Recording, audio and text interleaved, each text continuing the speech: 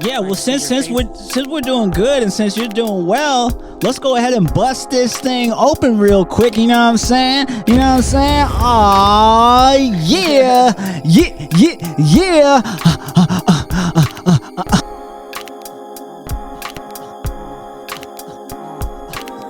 We got Jose Fernandez, special guest.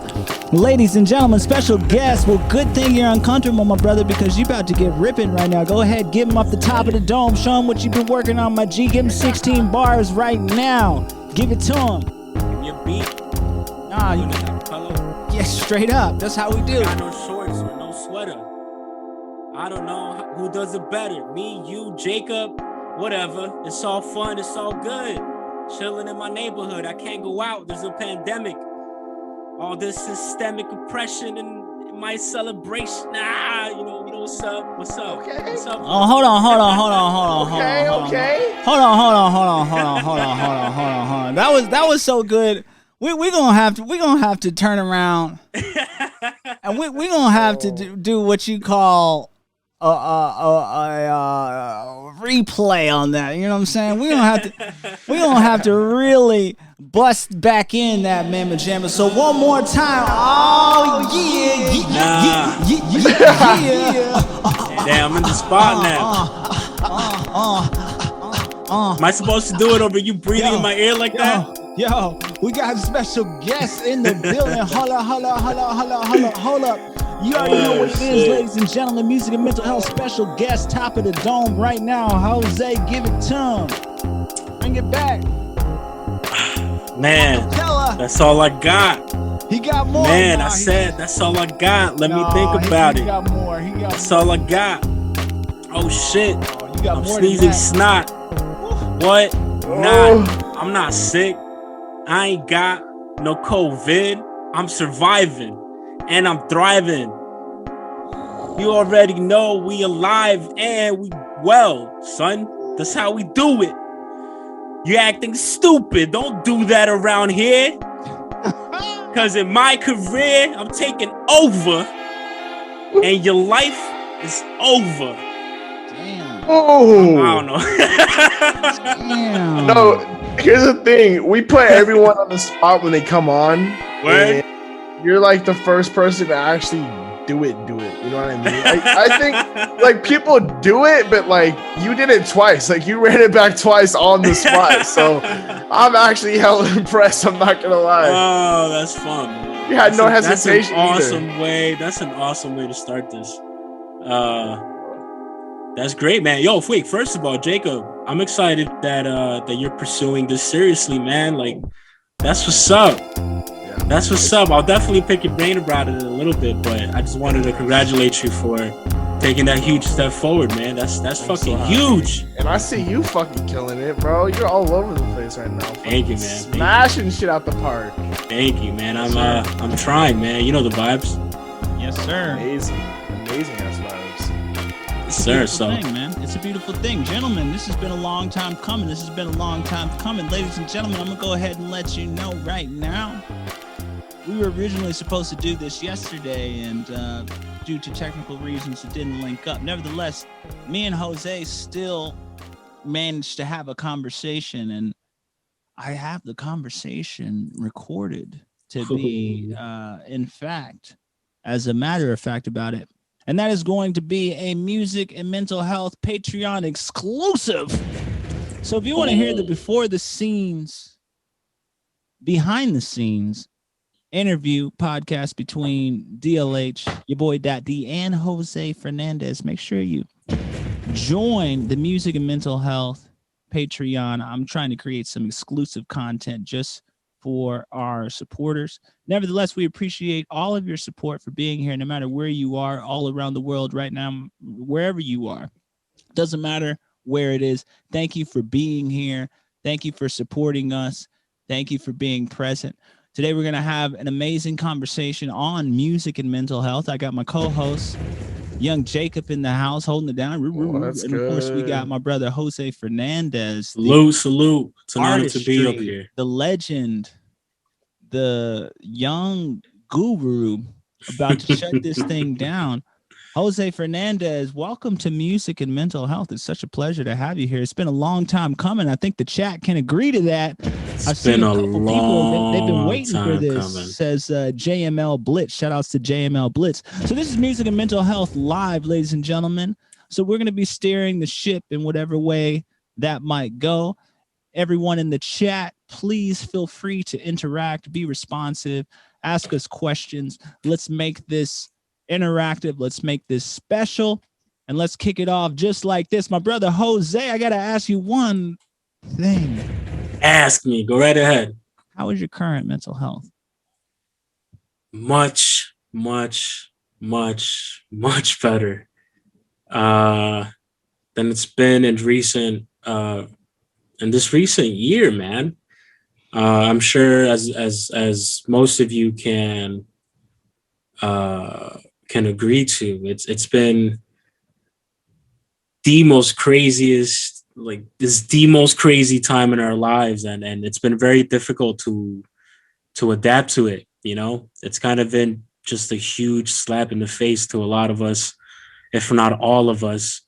And the way we just go on about our days, you know, it's forced us to rewire every aspects of our lives. But I'm thankful that it happened in many ways as well, personally, because of course, looking past the immense amount of negativity, not to downplay any of it, but looking past that, persevering through it has been immensely beneficial in all aspects of life. And I hope it's been the same for all you guys. And I feel as creatives, when we're met with limitations and of course, as extreme as these, it forces you to think outside the box, and forces you to survive, because, you know, we have no other obligation than surviving as best as we know. So yeah, man, it's been a blend of 50-50. And I hear you 150% on that note. It seems like it never ends, right? But it almost seems like lately out of nowhere, it seems like there's a bit of light at the end of the tunnel. You guys get a sense of that? Yeah, for sure. And I believe that just comes from our never-ending hope as humans to keep pushing forward. There has to be a light at the end, you know. We have to mold through that too. We as humans have an immense power in our hands. And I mean, Damian, you and I had a conversation not so long ago where you were telling me similar words, and it's true. And to summarize those words, it's like, no matter what, you got to keep going, you know? And I'm thankful that it's ingrained in us to instinctually just keep pushing to survive, because if it weren't for that, I don't know, I might be in a crazy institutional hospital right this very second, you know? It's you just gotta push, man. There's no other way around it. What was the hardest part for you about 2020? At what point do you feel like you were at the bottom of the barrel on your experience here with this state that you're speaking on? Excellent question. I haven't given it much thought, but if you allow me to do so for a moment, I think the hardest part was learning to accept within myself that it's okay to struggle. Like it's totally okay, you know. Me personally, I like to. I mean, I'm sure a lot of people can feel the same way, but there's just this sense of wanting to control everything. And ways of like making sure that everything is okay, whether it's family relationships, you know, personal responsibilities like with academics or jobs, and making sure bills are paid. We have everybody has, you know, this huge responsibility on their shoulders to make sure that everything's okay. And because it's ingrained in us for so long, in a moment like this where the opposite force is pushing so fucking hard, it's hard to tell yourself that it's that things are going to be okay. You kind of don't want to believe it, and you think it's the end all be all. And it's hard to combat those thoughts. So I think in its very essence, the hardest part for me was just going with the flow, accepting it, and telling myself that it's fine. Just push yourself to see the positives from this, because I'm sure you can learn a lot from everything you experience daily. So once that clicked, though, it's over. Like, it's over. It's clicked now. And I'm just hyper focusing every single freaking day to just keep persevering. So, you know the vibes. Yeah, man. I do know the vibes, and it's interesting because it seems like Mr. Hart agrees with me in the chat here. It seems like you are striking a nerve that resonates with many, many other people. Because if memory serves me right, even just here, what was it, 2 special guests ago, we had a conversation with my brother Marty, and we were talking about the same idea.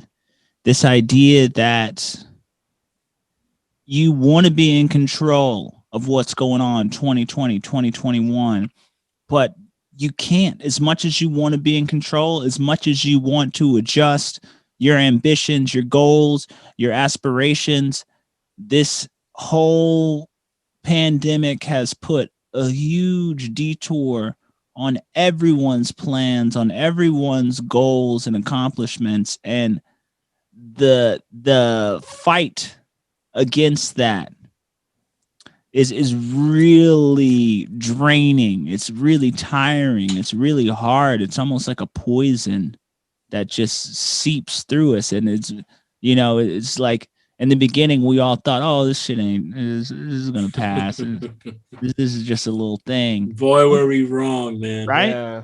Yeah. Fucking 1 year later. Crazy. Time fucking flies too, man. A whole year. I'm sorry. Can I curse in here? You can cut all you Say want. whatever Okay. you want. All right, cool. Yeah, I don't know. Time freaking flies, man, and it's kind of just like a whole blur. It's all been a blur. I don't know if you guys hold the same sentiment, but it's definitely been a blur for me. It's definitely been a blur for me. I was thinking about this like 2 days ago, because it's almost March, and March is when the initial lockdown had happened. And I was like, holy shit, like that's literally March is like 14 days away. I don't know the day right now, but it's like 3-4 weeks away, and that's a year of us. Like, I haven't been in a grocery store without a mask. Like, if I 1 year ago today, like you put me in my shoes a year ago today, and I was like looking at how life would be right now, I was thinking how much life's changed. Not even just for me, but for everybody, man. Like, it's just crazy. It's almost like a movie that we're living in. Like, straight up, it feels like a movie sometimes. Super surreal. Yeah, and time just like it just flies. There's no other way to put it. But you either, for at least what I've learned, is like you either keep up with it or fall behind, because it doesn't wait. And I think I'm very thankful that's what it showed me, is like you either move with it or you fall behind. And that's it. Like, that's all there is to it. Speaking of keeping up with it, let's keep up with this chat here. Mr. Hart says, struggle is inevitable, but so is the end, as Buddha says. Wise words, Mr. Hart, because this is a part of life, right? This is our catastrophe. This is our pandemic. This is our generation's tragedy. And it's inevitable that somewhere along history, things are going to get rocky. Things are going to get hairy. Things are going to get scary. Things are going to get dark, because that's the world that we live in, right? That's reality. That is the universe. There's light, and then there's night. There's day, and then there's dark. And we can't escape that yin yang. Life wouldn't exist if there wasn't pain. We wouldn't be able to be happy if we didn't have something to be sad about. So I love what you said there, Mr. Hart. I think that rings very true. And Absolutely. furthermore, it's been both long and short, and that is a paradox indeed. Dev goes on to say that's why I believe we live in a simulation. That's very interesting, Dev. Why don't you talk more about that simulation? Perhaps we can tap into that. TJ says, bruh, never in my life did I think wearing mask would be a norm. Isn't that interesting, right? Ain't that some shit? Yeah. Remember when the whole SARS thing happened in Tokyo like 10 years ago and everybody was looking like, oh, like why? Walking around with masks and shit. Yeah. So foreign to us in our brain, we couldn't process it.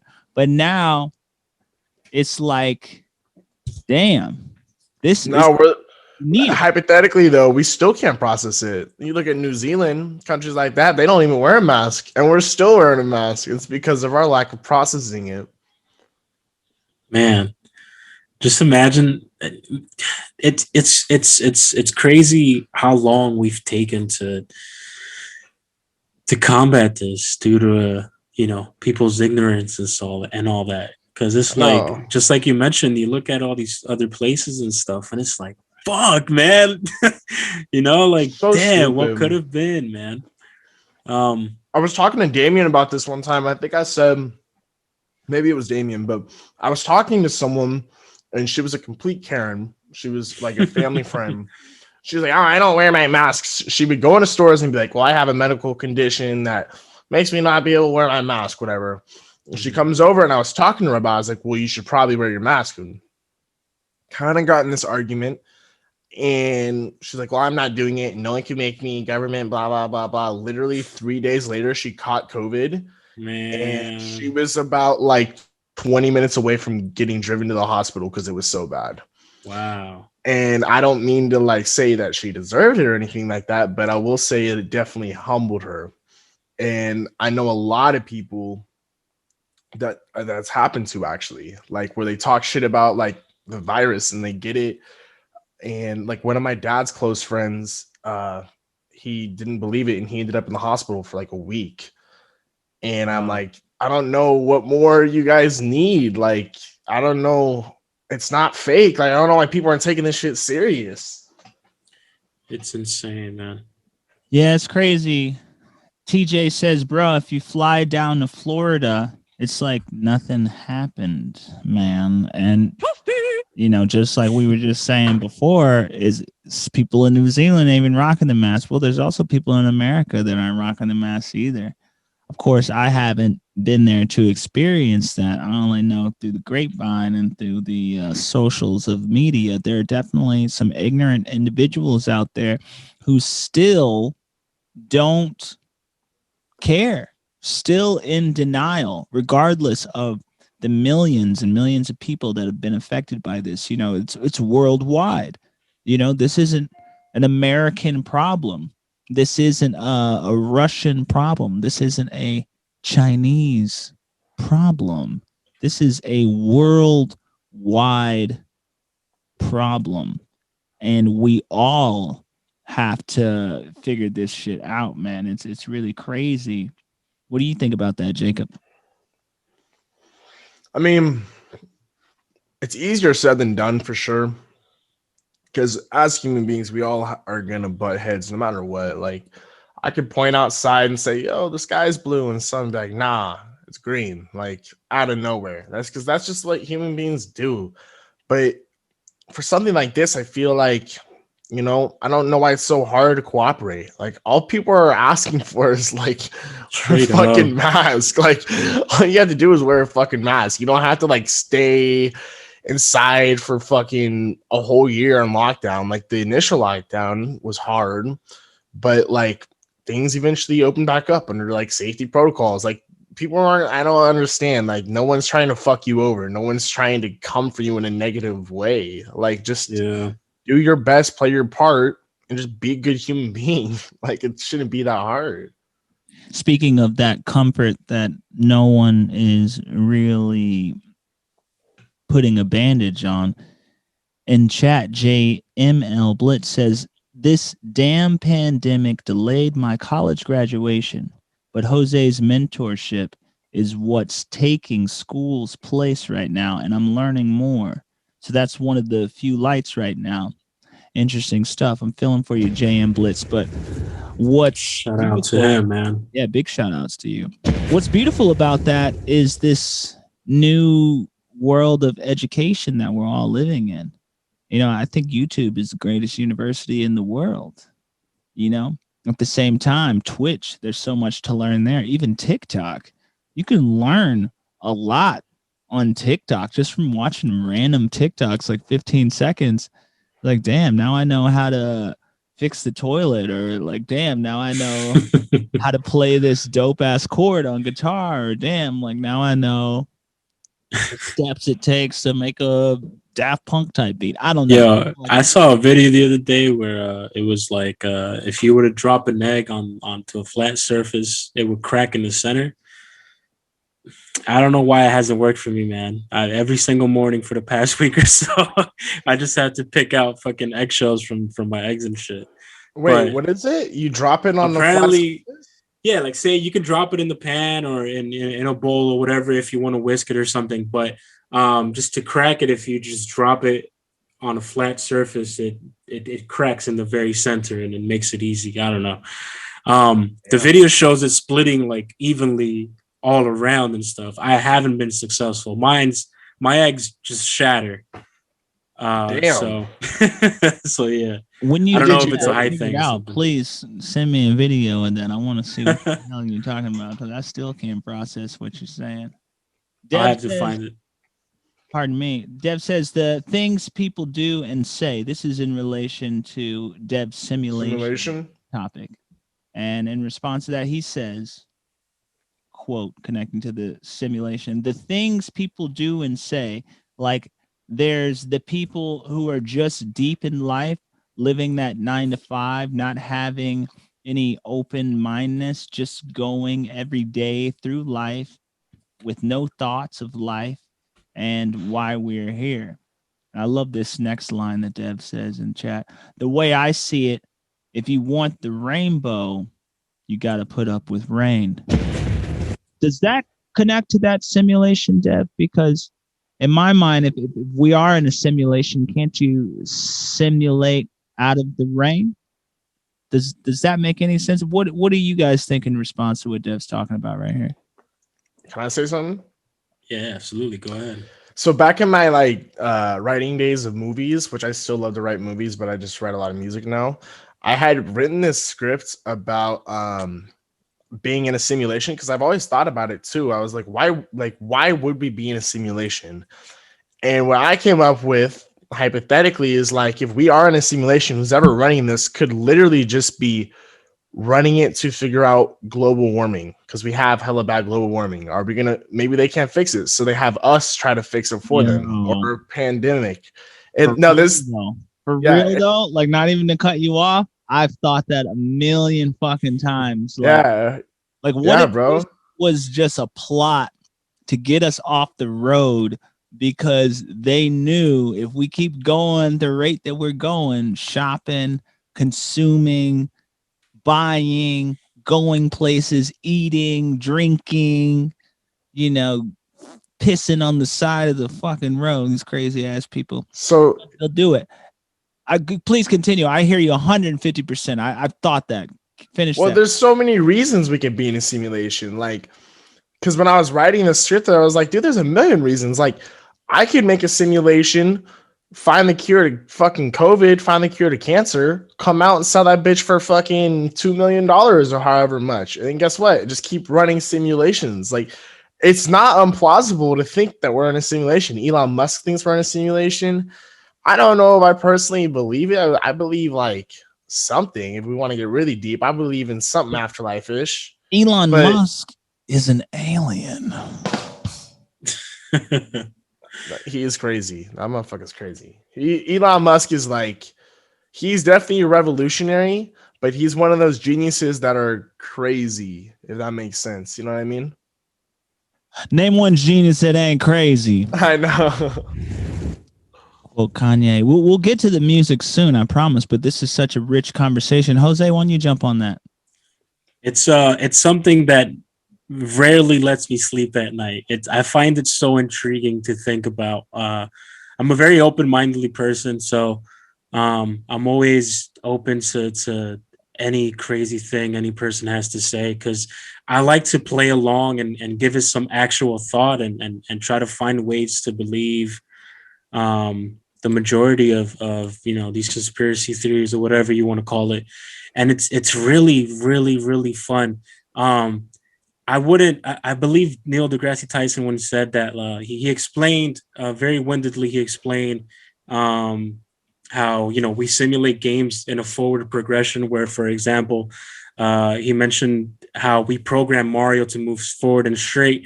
But Mario doesn't know that he's in a video game, and you can infinitely keep going in that forward direction with games like, for example, like The Sims or whatever, where you can program them to do whatever it is they do, and have their own way of thinking. So he mentioned something about if it can go infinitely in that forward direction, who's to say that we aren't in a simulation, but there's no way of us of telling. Yeah. I mean, I don't know. Shit is crazy. Like, who the fuck knows what's up with the world? Like, I would find it even more surprising if none of that is true. It's kind of absurd to think about. But I entertain the shit out of those thoughts, man. It's always dope to. If it wasn't true, imagine how crazy. Because you're right. Because I think about that too. I'm like, okay, science says, or the most accepted scientific theory is that the Big Bang with two atoms happened.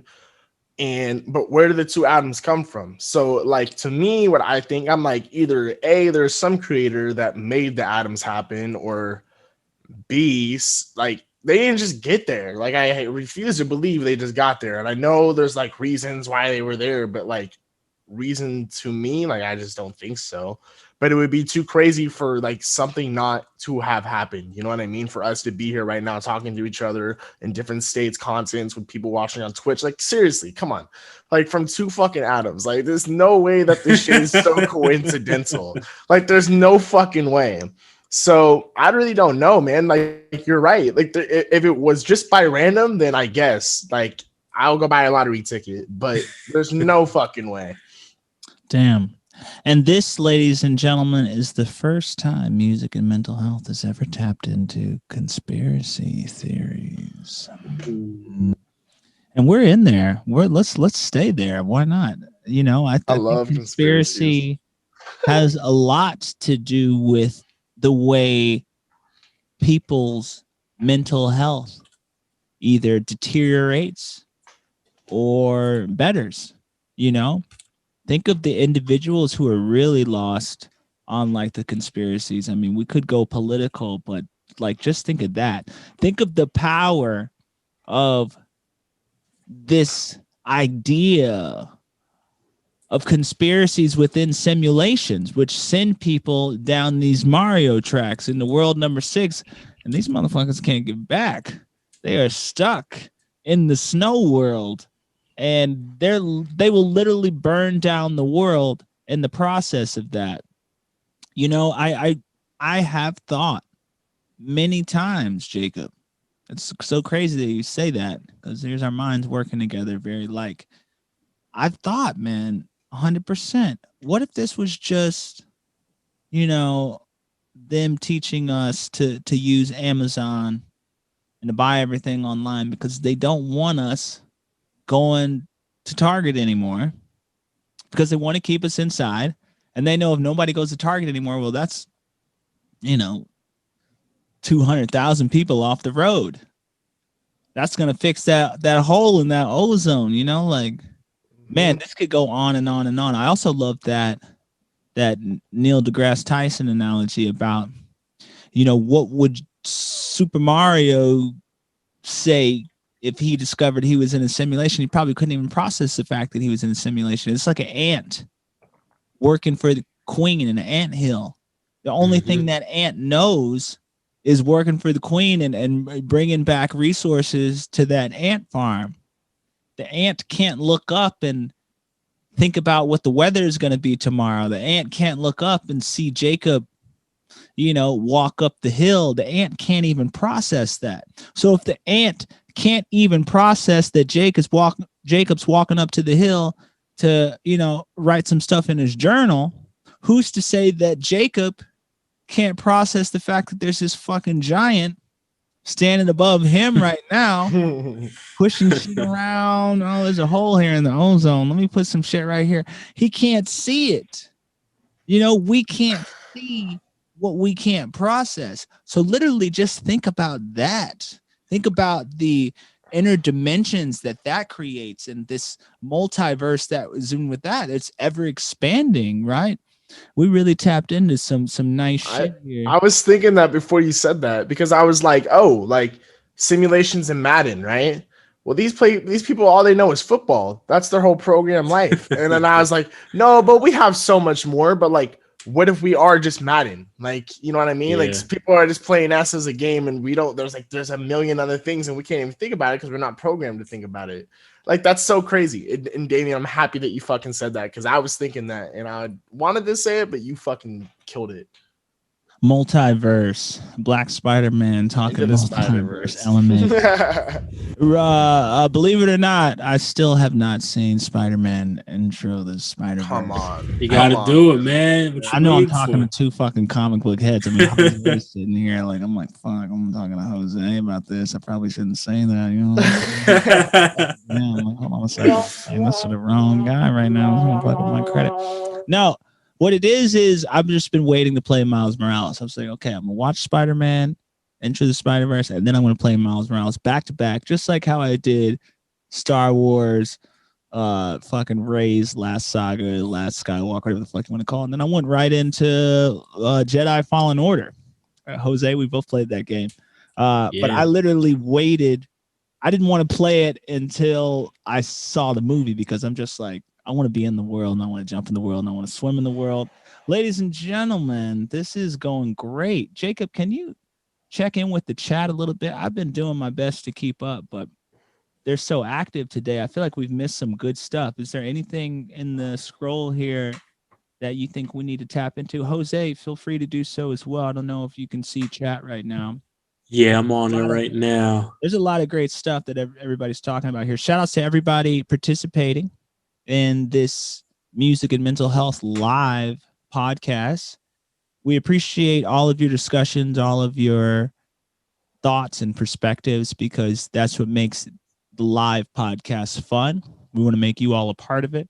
And we want to read as much as we can, but you guys are so elaborate. We're getting a little bit behind here. So maybe my co-host can catch us up here. I did not have it pulled up. I'm not gonna lie. I was just so entertained, not entertained, but so fixated. If you know, all good. OGs, Damon, you know about fixated. I was very fixated on our convo. I forgot to pull up the comment section. No, it's all good. I mean, even myself, it took me a second to okay, wait a second. I'm doing a podcast, but wait, I'm streaming too. Yeah, I gotta record the podcast. This is mad fun, by the way. If I may interject, this is I love picking people's brains, man. If it wasn't for art, I think I'd be like a psychiatrist or some shit, or like a psychologist or whatever. I love it's always fun conversation, and it's so random. You never know where it's gonna go, and it's cool that everybody has their own story. I won't get much into that because I know you have a couple of things to ask and stuff, but man, I guess I want to ask you guys that if it wasn't for whatever it is you're doing now, what else would you be doing? I say first of all, I say that's a fucking amazing question, but we need to answer that on the second half of the podcast because our time is about out on Zoom. Okay. But we will answer that to resume on the second half of Music and Mental Health with shit, the fucking OG the OG GOAT, Jose Fernandez, the fucking best artist in the world coming up. You know, Picasso. They're gonna compare him to Picasso. Oh, is Picasso an artist? Oh, I hope I didn't just fuck that up. Yeah, he Picasso's is. not- I'm like, oh shit, hold on. Crazy. You Yeah. guys. For we'll be Spider-Man, back. no Picasso, we're just really disrespecting Jose's play. What's going on? Oh my god, bro. Shiza. No, All right. co-host is 100% right. Ladies and gentlemen, we're going to take a quick break and we're going to bring back the mind and the art of Jose Fernandez. Just for the record, Jose Fernandez, you can interject as much as you want. You can talk as long as you want. This is long form, baby. We are here to have a conversation. We are here to dig in to the minds of these three musketeers, and I'm speaking from the third person in that respect. But man, chat's popping off right now. I love the way you guys are thinking. I'm going to Less than a minute. grab one of these comments here, and we're going to open up the next segment with one of these. I'm not sure which one it is, but hey, keep the comments coming, keep the vibe going. Don't go anywhere, twitch.tv. We're just going to reload this bad boy right here. We're going to keep this shit rocking. Thank you guys for hanging out. And big shout outs to Jose Fernandez. It's a vibe. It's a vibe. We are back. Music and mental health. Special guest, Jose Fernandez in the house. Let's give a Voyager round of applause. See, I feel very weird because this is on the Voyager Army, and but this is music and mental health. This is outside of what's going on in this multiverse. This is what's going on in everyone's world. Music and mental health. We all deal with it. That's why this podcast to me is so amazing. Because who doesn't love music? And who doesn't want to talk about mental health while we're here? Before we jump back into the conspiracies and all of this amazing stuff that everybody wants to talk about. Gang. Jose, what have you been listening to lately, man? I've been very deep into the music that shaped my childhood. I've been listening to a lot of old school reggaeton, some Zhani Lennox, Don Omar, all the greats. I've also been mixing in a bunch of new talent. Bad Bunny, Jacob, you need to listen to that Por Siempre album.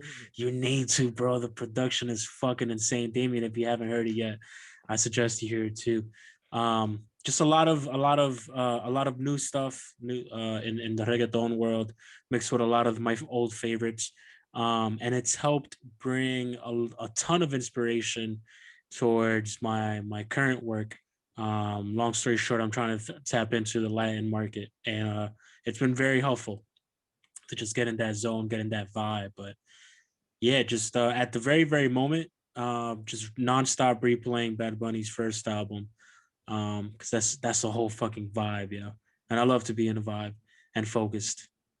Fuck yeah, we'd love to be in a vibe. That's what it's fucking all about, right? I don't know who doesn't want to be in a vibe. Chat, you want to be in a vibe? Chat, if you don't want to be in a vibe, you know, you can just leave Hey, it. I got a question for Jose. Jose, when you're doing your artwork, man, do you put music on in the background? I've always wondered because I feel like I don't know. I'm not in like I'm an artist, but a different type. But like for your type, I feel like music would help zone in. Is that true? Is that a myth?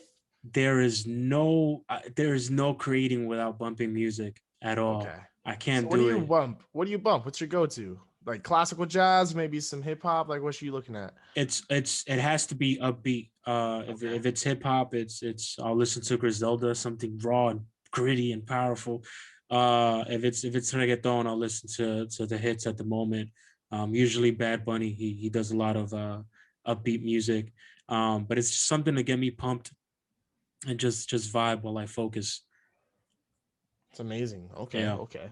Because I've always wondered that. I'm like, damn, like I feel like people who are like doing pain or art, whatever, like I was like, I don't even know what I'd listen to. Because for some reason, I feel like classical music would help me a lot. But I mean, 2 cents to each round, everyone does their own shit, man. That's what's so amazing about art. Like everyone has their Absolutely. own processes. You can't tell someone what to do because there is no like set correct way. Everyone has their own processes, man. Absolutely. In the contrary, I would ask you and Damien, I'm sure you can chime into this as you're both musicians. What what's the flow like when you're creating, man? Do you put on a movie or what's up with that? Game, you want to go first? You want me to go first? Take it, Jacob. So for me, I usually record at nighttime. For some reason, I just get better vibes at nighttime. Sometimes I'll record during the day. I finished a song yesterday during the day, but I usually record at nighttime. I have my posters back here. These are all my inspirations, and you can't see right now, but behind this, like right back here, is a TV. And I'll put on, like, the other day we had Once Upon a Time in Hollywood on, and then I put on fucking anime the night after, but I'll put like something on in the background, let it run. I have the LEDs lit to whatever mood I'm in. So if I'm like in a simpy mood, I'm running like a little sad song, make that bitch red. But if it's like a good other one, yeah, you know what I'm saying. Twitch don't ban us. I'm calling it to myself. It's a reference. But I do that, and then sometimes it just depends. I might be different for Dame, but like depending on the beat, I might write to the beat right there. I also have stuff that I just write throughout the day that sometimes matches up, but it really just depends. And sometimes I could write a song and finish it in under 30 minutes, under an hour, but sometimes it takes more from me because I'm just like such a perfectionist. Yeah, So um it's a cool process though, honestly. Like there's nothing better than actually being locked in a zone and not worrying, because that's how you're locked in, when you're not thinking about anything yes, sir. outside of your space, man. You're just fucking there, and then all of a sudden you're like, oh shit, I've been doing this for a while. Like this is coming Yeah, along good, man. Like there's not a better feeling than that. yeah. So yeah, I don't know, man. My process is, I like my process. It's a good one. And I'm still learning, I'm still growing. It's gonna change eventually. Damien, How how about often do you do it? I'm you? sorry, Damien. Jacob, just last question. How often do you do it? It's an everyday thing, I suppose. Yeah, it's an everyday thing. Does it feel kind of like an addiction? Yeah, no, it definitely does, because if I'm not, like, I'll be hanging out with people. Like today I was with some friends before I came over here that live in my apartment complex, and I was just like writing. I was just like at their crib and I was just Dude, writing. And they're like, yeah. "Why are you doing that?" I'm like, "I can't stop. Like, what do I do? Like, I Yeah. wake up in the morning, all I want to do is write. Like, Fuck I'm yeah. sorry." But that's how you know you love it, man. That's And passion. That's passion. I'm Absolutely. yeah, man. And I'm just blessed that I like know that. You know what I mean? Fuck yeah. That's a beautiful Yeah. thing. So Yeah. what's up, Damien? What's your flow like? I like my man Vec Hart. Shout out to Vec Hart. Vec Hart's speaking some jewels. Vec Hart says flow state is powerful. Some tapped into me the other day. I don't know what it was. I don't know. I feel like I've just accessed a new drive, a new DLH drive, and I can't fucking be touched right now. Like my worth ethic has like just bloop, bloop, bloop, bloop, bloop, bloop, bloop, bloop, bloop. My shit's like got the mushroom. I'm bloop, bloop, bloop, bloop. My shit is, I'm big. Not in terms of like exposure or like, hype or anything. I mean like I'm big, like focus. Like I got my big hat on right now, and I am juggling an amazing podcast. I am juggling this mentorship opportunity with the Voyager fleet, and I'm inspiring people from countries all over the world to be the best artists that they can and maximize their potential. I'm juggling 2 YouTube channels. I'm juggling Instagram, of course. I'm juggling Twitter, of course.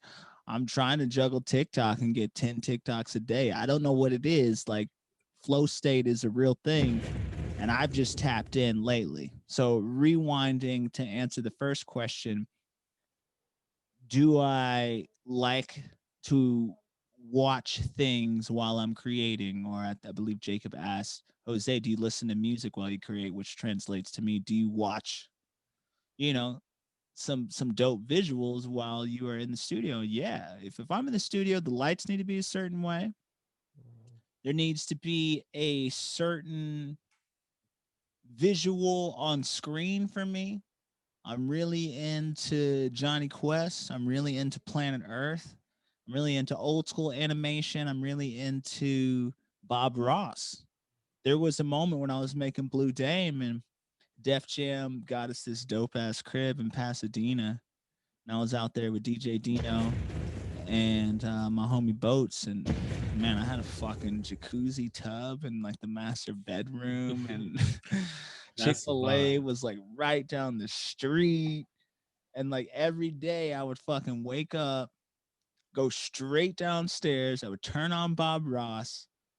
My homie Andrew, he was working as a developer, dev. He does coding, and he works for some company, doing the tech shit, and he's up the crack of dawn. So we roll up, hit the gas, and then it was like clockwork. Boom, Bob Ross comes on. And I walk over to my shit and I just turn all my shit on. Shit powers on. And when I can get in that type of flow state, like this repetition, which I think I've just accessed now in a foreign country, I haven't tapped into it until recently. I don't know what it was, but that just hit it now. That flow state is everything, man. If you can access that drive and that hustle. And as I've told several voyagers within the fleet, when the inspiration isn't there, when nothing's coming out, that's when you stop. You just stop. You stop. You don't do anything else, and you need to pull in resources of inspiration. You need to watch movies. You need to communicate with family or friends or loved ones, love interests, whatever that might be, because that's where you get all the sauce to write that book. That's where you get all the sauce to write that script. That's where you get all the sauce to draw that picture. That's where you get all the sauce to write that song, to tell that story. You have to live life. So I think that was a long way of answering that question, but I was slightly ranting there. I mean, that's the whole purpose of the podcast. Take it away, Jacob.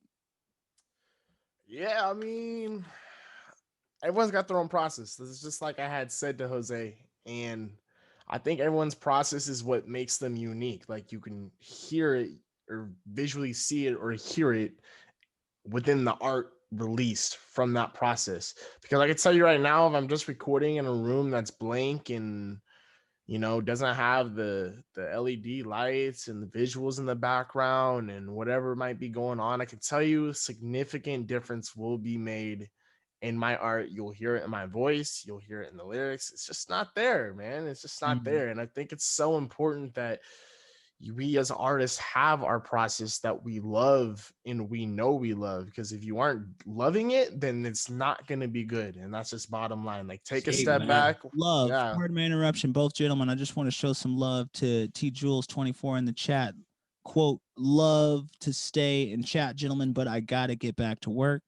Shout outs to you getting back to work. Shout outs to you tapping into that workflow.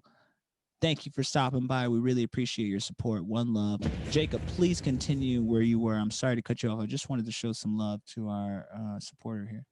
It's all good. I was just saying, like, if you don't love like your art and what you're doing, people are gonna see it. You can't just half-ass something and expect people not to really see it or notice a difference. Because once you actually give something your all, I mean, you can't go back. Like it's there's nothing like it, bro. You just hit another level, you just hit another groove, and you know it. You really just know, and there's that feeling is so unexplainable. You can't tell that to anyone. You just feel it. You know what I mean? It's the biggest high for me personally, so to speak. It is unlike anything else. And what you said was true about, like, if you're not in that zone, if you're not mentally there, if you're not loving it, if you're not, you like it'll most definitely show through. Here's a counter question, just to play devil's advocate. Um, how do you guys handle the moments where doing something you love isn't necessarily an option and you kind of just have to wing it through? Because personally, it's been a very powerful thing to kind of prepare yourself for those moments and kind of attempt to it goes back to the whole mental thing, right? If I were to, if I were to focus on the whole, I'm not really invested in this project and stuff, it isn't gonna come out half-assed. But the most powerful thing you can do in those things personally would be a matter of using your mind and realizing that if you tell yourself, hey, it's okay, I may not love it entirely, but I know damn well this might be the door to the next opportunity and then the next opportunity, et cetera, et cetera. It kind of sets you in a different tone, in a different mind space to allow yourself to dig and pull from that same source of energy that you would if it were just to flow naturally, like you said, doing something you love and stuff. um what are your guys' thoughts on that? Yeah, well, that's what sets people apart. That's what sets greatness apart from average. You know what I mean? Because I mean, you're 100% right. For me, if I'm ever in that situation where like I'm just not enjoying it and I feel like I'm half-assing it, I literally would just step away. I'll walk outside. I'll take a drink of water. I'll go talk to my roommates or whoever, and I'll just be like, reset, like reset, calm down. You're good. You're in your head right now. Relax. Go back in there. You're gonna fucking kill it. But it's all a mindset. Like basically, this is what you were just saying. It really is. It's just a fucking mindset. And that mindset is what's gonna open those doors for you because no one else is gonna do it. Time doesn't stop, time doesn't wait for you. Those doors don't wait for you. You either walk and you do it yourself and open it, or you don't open the door and you just stay stagnant where you are. So Absolutely. but for me, if I'm ever in that situation, I just get up and walk away, but not like away. I mean, like No, I just yeah, take I like a, respect that. Yeah. yeah, like I just take like a 30 to an hour break. And I know that's a long time, but if I have to, then I have to. I would rather have quality than quantity. And I'd rather, get it done with and make it fucking good than, but it's there though. Like there's no doubt, like with any art that you do, you're going to get frustrated and you're going to have these blocks, whether it be like, any block, like literally any block, like it's just a part of the process. And Yes, that's sir. something you have to learn to deal with. And everyone has their own ways, but that's my way. Oh Dame, yeah. what do you think, man? So I was taking a walk one day in a foreign country, and I was by myself on my personal voyage, listening to some Janet Jackson. I think I was bumping some Janet Jackson. Old school shit. I fuck with Janet Jackson. I fuck with Janet Jackson. Y'all don't know about Janet Jackson. Y'all better get on that goddamn Janet Jackson. I don't even mean control Janet Jackson. I mean like what Janet? I'm talking. What was that second? That's the way love goes. I was listening to That's the Way Love Goes. Vec knows what I'm talking about. Rhythm Nation. I see you, Hey, Vec. I see you. But check out That's the Way Love Goes. That's the intro. That's the way love goes. That's the way love goes. Dun, dun, dun, dun, dun. What do you mean not control? No, I that's a fucking groove. love control. Hold on a second. Now we're jumping all over the place. Vec got me going. Shout out Vec. Vec is the man. Vec, control is a huge inspiration on the Damian Lamar Hudson album. I was bumping Control like that whole week we were working on that project. I would literally walk in there and be like, Six, we got to do some Janet Jackson shit today. And that was Control Janet Jackson. But fast forward 7 months later, I'm in a foreign country. I'm by myself and I'm bumping, a couple albums later, Janet Jackson. And it might have been like my first time on that sauce, right? So I'm on that sauce. And literally, I'm telling you all of this because there's no greater song to walk to in the entire world than Janet Jackson. That's the way love goes. Anybody don't believe me? Tomorrow, when you wake up and you need to take your walk and be by yourself, fucking put on Janet Jackson. That's the way love goes, and just walk. Put your phone in your pocket and just walk. I swear to God, you're gonna feel like you're on a fucking Louis Vuitton commercial. Like, what the fuck is going on? So I'm taking this walk.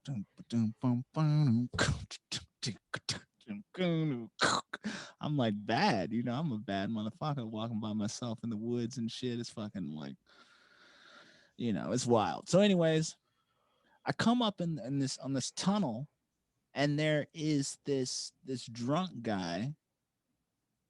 I want to say this is maybe early stages of COVID pandemic. So I was by myself. I was in my zone. I wasn't so hesitant to be around a stranger, but I know there was this drunk guy drinking underneath this bridge nearby.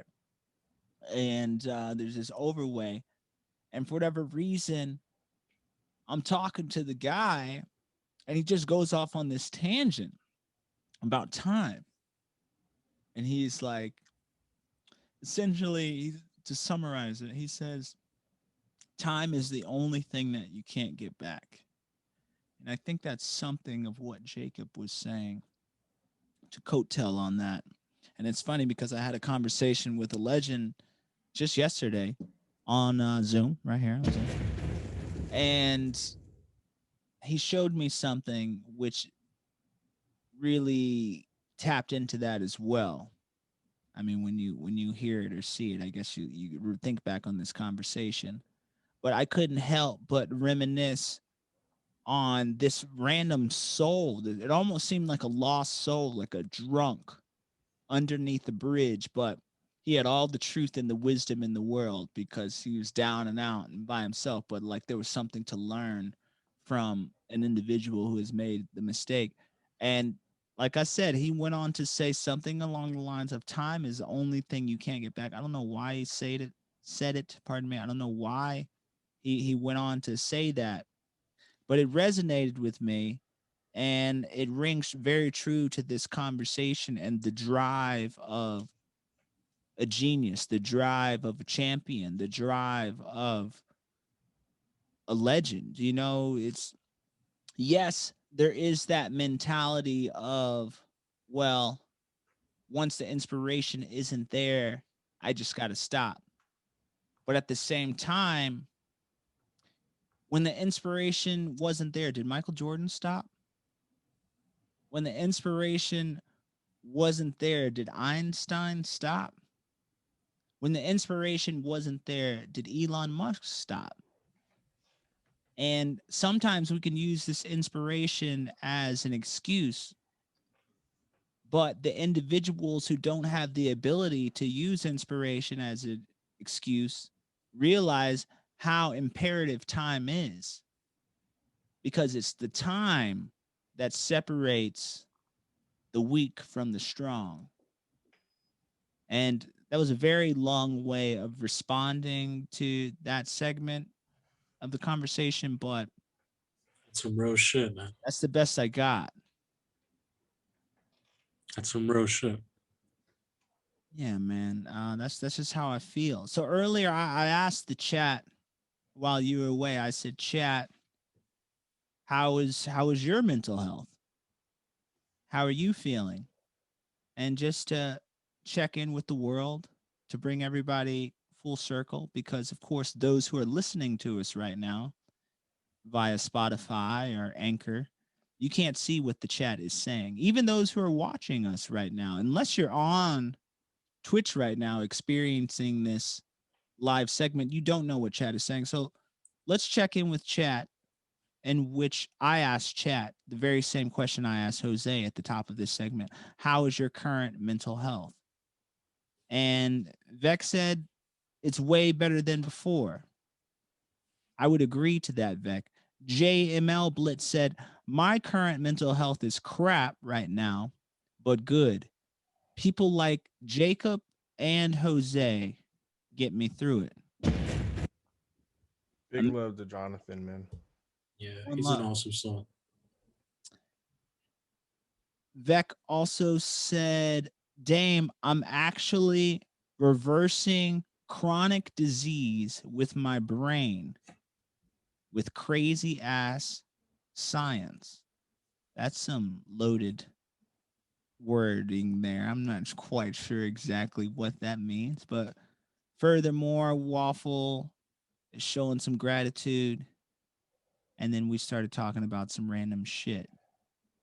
Once again, ladies and gentlemen, we have this podcast not just to tap into a gimmick or a trend, which is mental health. Of course, all of a sudden it seems like mental health is a hot topic, right? 10 years ago, nobody wanted to talk about mental health, but now it's the thing to talk about. I just want everyone to know this isn't a gimmick. This isn't a branding scheme. this is an important conversation that we all need to be having with each other, because you need to check in with each other. You need to check in with your friends. You need to check in with your family. You need to check in with your wives, with your husbands, whoever it might be. Check in with them and ask them how are they doing. That's why I asked chat, how is your mental health? Just like I asked Jose, which leads me to ask my co-host Jacob, how is your current mental health? Oh, it's good. I'm just kidding, bro. Whoa, I It's was about to say, I was like, pretty damn, that was like a super loaded. fucking, He was waiting to release that one. Yeah, you got the mic, bro. Take it away. bruh. It's so overwhelming right now. I got a lot going on right before I woke up this morning and fucking uh someone hacked into my bank account and stole my fucking money.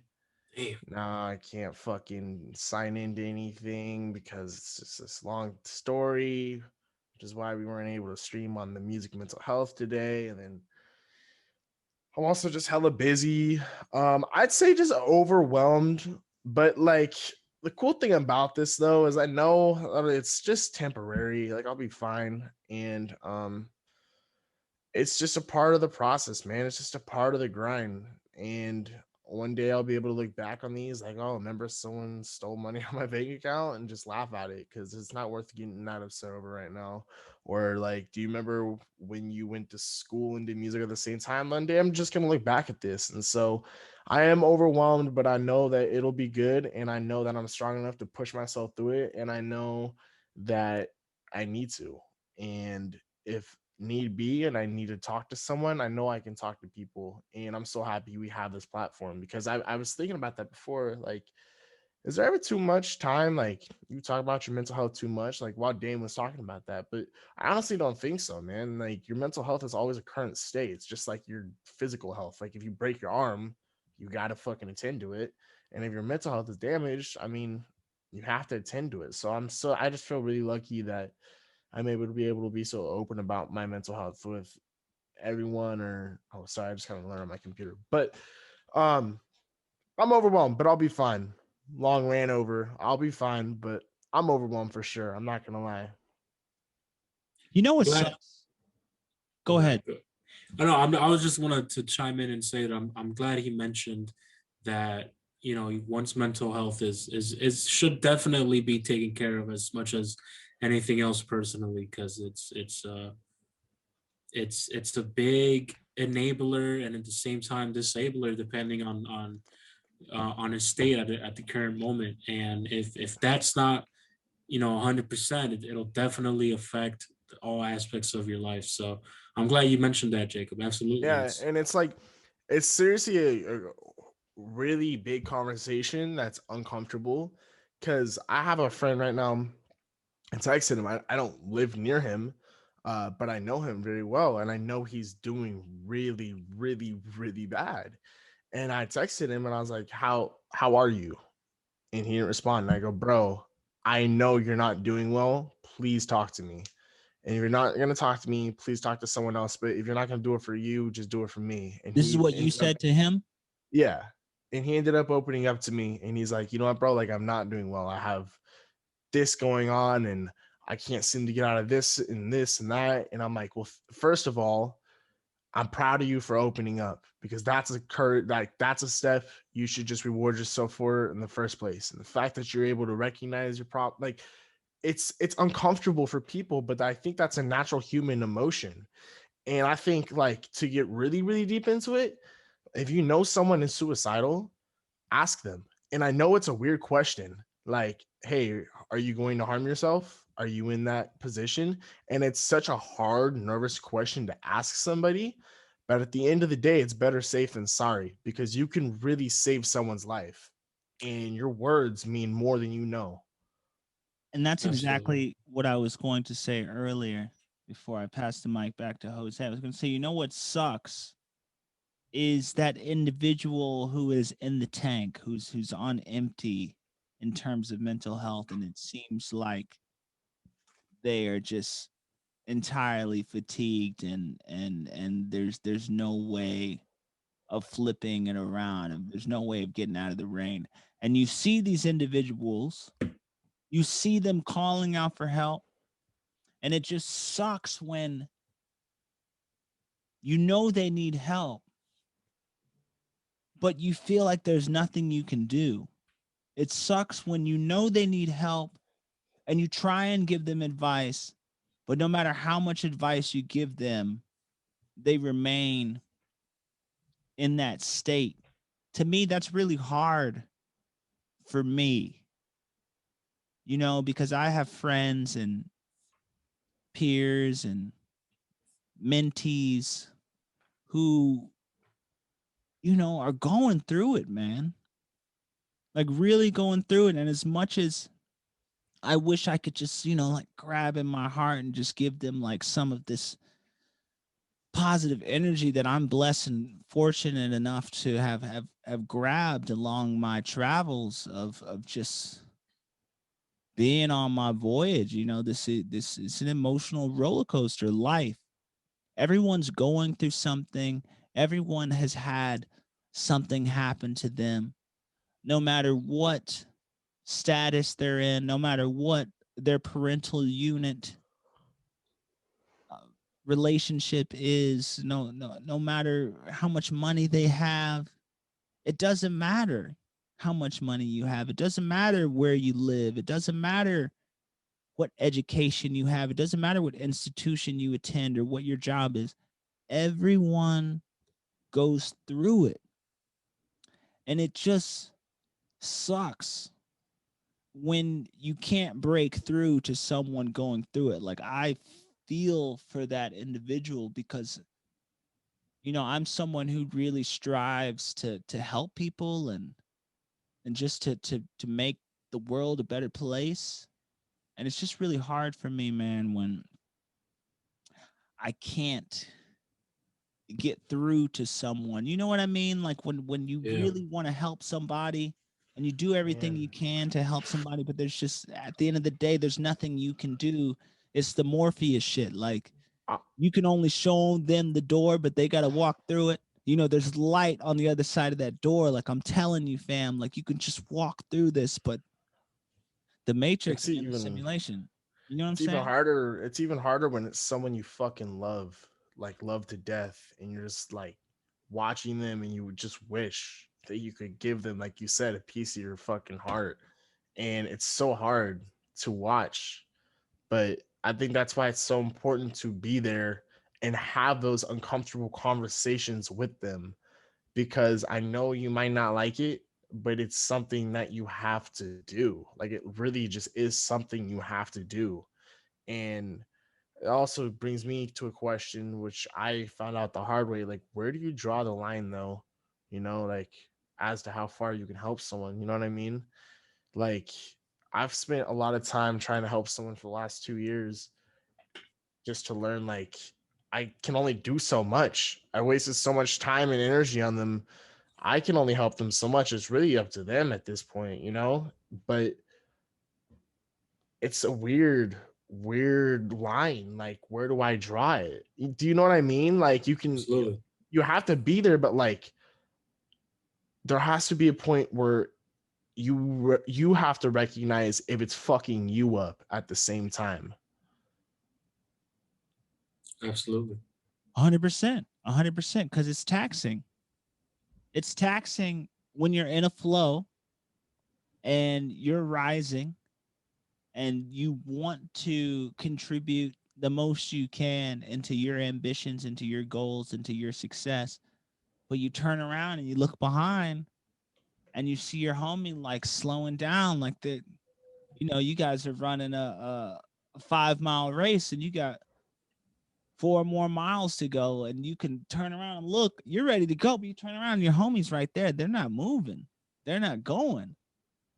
And it's like as much as you want them to come with you, as much as you want them to catch a medal at the end of this race, just like you, as much as you want them to be top 10, top 3, whatever it is, man. I think the answer to that question, Jacob, is unfortunately, you got to fucking keep going. And at some point during that race, you have to understand that they can't keep up. You're faster than them. And that's not to say that, you're a better person than them. That's not to say that, oh, well, they just don't get it. So leave them, fuck them. I'm just saying, like, damn, like you were kind of hinting at some point, it's going to affect you. At some point, it's going to slow you down. So at what point is it during the race do you turn around and just throw your hands up like, bro, I love you, but I got to go? Jose, what do you think about that? I think you're speaking truth, Damien. And I think it there's a beautiful theme going on in all of our conversations, and it circles back to that theme of finding that balance, because I mean you got to take care of yourself too. And if it's draining your energy and your well-being, you have to come to your senses at some point and realize that like, bro, no one's taking care of you, man, besides you. So you have to learn to be the best judge at that. Because of course everybody is different, and everybody has a different tolerance as well. So it's definitely a personal um challenge to learn what that balance is for you. I think balance is key to everything, man. Everything, everything, everything. But I believe in that every single thing you guys said is absolutely true. Of course, you want to help somebody because you never know what people are going through. And it doesn't hurt to help people. And it's not difficult at all. Just reach out to people, let them know that you care, let them know that you're there for them. It doesn't cost you a damn freaking thing, man. And but I also understand that sometimes it's not under people's intentions to ignore people and stuff like that. We also get caught up in our own stuff, because similar to that extreme of suicide, there's also that extreme of just being too caught up in stuff we have to do in succeeding, that we forget to enjoy the smaller things in life and the people around you that shape you and mold you and ultimately love you. So it all boils down to realizing that we're all together in this, man. We're all fucking together in this, and you can absolutely benefit by helping others. I see no wrong in helping others until it does get to that point, unfortunately. Um, and again, it just boils down to the balance. So, Bro, you fucking killed it. We're all in this together. yeah, That man. should be like the fucking podcast title. We're all in this together. That's High School Musical, though. Yeah, I I know, don't but wanna- he killed it though. I just don't want to. I hear you 100%. I just don't want to go High School Musical on them. That's all I'm saying. But yo, checking in with the chat. Chat's been saying some powerful stuff here. Let's go through it. Dev says, always stay positive. Always know you'll get through it. Let it rain before you get the rainbow. Bars, Dev. Connecting full circle there. Vex says, the funny thing is, the body can also tell the brain how to feel, as well as the inverse. Why does Vex sound like a scientist or something? Why is Vex Beck is my man. He's intelligent? he's he's super, super, super cool dude, intelligent. You should probably bring him in the podcast sometime. He he's a very intellectual individual. Yeah. And to shine into one of his comments earlier, he deals, I wouldn't be able to explain it in any percentage of it, but to if I'm not mistaken, he deals with the symptom that damages his nerves. I hope I'm not saying it incorrectly. His nerves or his bones or something to that extent. And he's very into mental exercises and a lot of the similar things that we're talking about. A lot of just mental things to work on to try and reverse all the damage that his illness has caused. And he's a very, very, very cool dude to talk to about stuff like that. I'm not sure if you guys have or are familiar with anything to the likes of that, but you guys have mentioned a lot of what me and him talk about, and it all deals with rewiring your mental to benefit you in whatever it is, both physical and anything else you deal with on a daily. I like that a lot. Vex sounds like a very intelligent individual. I'll definitely be interested in picking Vex's brain in the future. Furthermore, JML. Hold on. We got 130 left. Oh fuck! Oh Thank you, shoot, we co-host. flying through this. Damn. Because I Yeah, would I know. straight up ran I through know. that. We got 130 left. Looks What do you like. think? We're gonna have to do another round, huh? Oh, Jacob, no pressure. If you got it, you got to tap out. Tap out. I'll tap out early in the next round. Okay. It's all good, brother. There is no pressure here, man. You are contributing a lot. So I just want to say it's been fun, guys. This has No, been it's a been lot. hella fun. Yeah. We should have Jose back for another fucking podcast because man, we that was should. definitely worth it. There's so many people want to have on this damn podcast. We got to get this calendar going, Jacob. So we got to get going. I want to bring Justin Fleischer back on. I was talking to him last night. Ooh, that'd be He's fun. just such a vibe. I fucking love that man. Goated. Bring him back on. And yeah, eventually we're gonna have Bob on too. But Sweet. let me just get through this chat real quick, just so we can put a bookmark on this. 1 minute less than that. Trying so hard to please others can drain yourself and you forget what makes you you, says Dev. JML Blitz says the truth is what I love to find in comics. Correction. It's real world problems that are impacting the people we think are invincible and allows the reader to get what they call a wake up call. And Damian, you're going to see that in Spider-Verse. I feel like that's what The Walking Dead has taught me. I equate everything to The Walking Dead lately. If you know me, you know. And we are back for our final segment with special guest Jose Fernandez. I got that boy Jacob right here.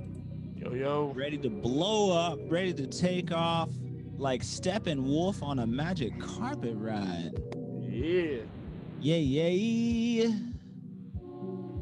Yay, yay. Gentlemen, how we feeling? How we feeling? Pumped. Now this is a lot of fun. This is and therapeutic, I must add. Yes. To have these conversations. I love having these. They're very, very therapeutic. Yes. 100%. When I originally started this podcast with my original co-host Brandon David, that's exactly what I thought of it. You know, of course, then we were face to face for the majority. I can't wait to get this podcast back to face. That'll be very special, right? Crazy. Yeah. Doesn't it almost seem like another world? It'll be insane. It'll be insane. The day that happens, it'll be a special podcast. But yeah, man. Jose, I hear you 100%. It's definitely therapeutic. But this is what the beauty of this podcast is. This is what, to me, the mission statement of this podcast is.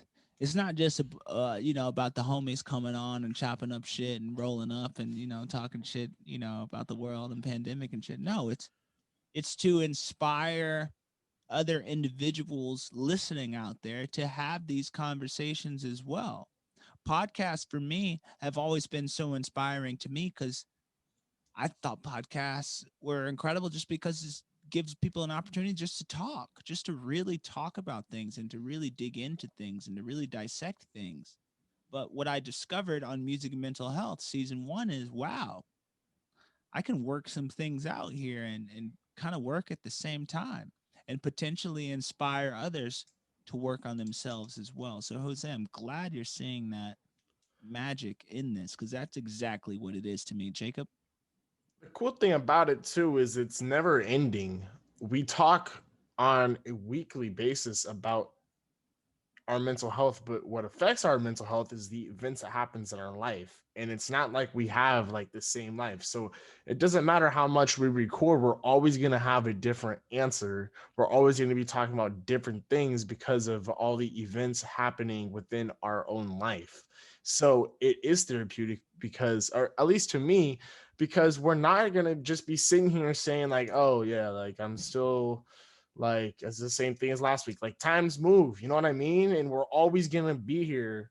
It doesn't matter what episode you listen to. I don't think we've had a reoccurring theme or anything like that of that type within our mental health or the music or anything. I like everything's so unique, and therefore it's always, to me, it's refreshing and it feels good to get shit off your chest, man. Like, Fuck fuck. yeah.